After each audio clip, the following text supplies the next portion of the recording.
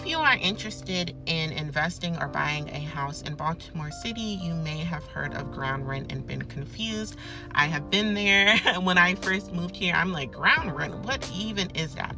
So ground rent is when the homeowner is a leasehold tenant of a property, so they own the structure that is on the land, and then they lease the land from the person who has or owns that land.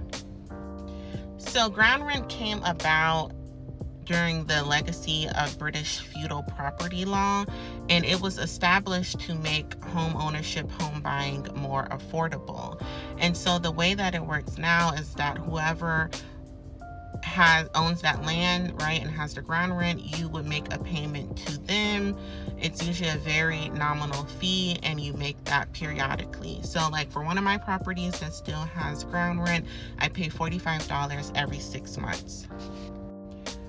So it's important to know that when a property is listed as fee simple, that means there's no ground rent attached to that property. And when it's listed that it has ground rent, then you know that you will pay ground rent, and you can redeem the ground rent. So for example, to redeem the ground rent for my property, I think it's about $1,500. And after I redeem the ground rent, it goes away. I no longer have to deal with it, and I own that property fee simple.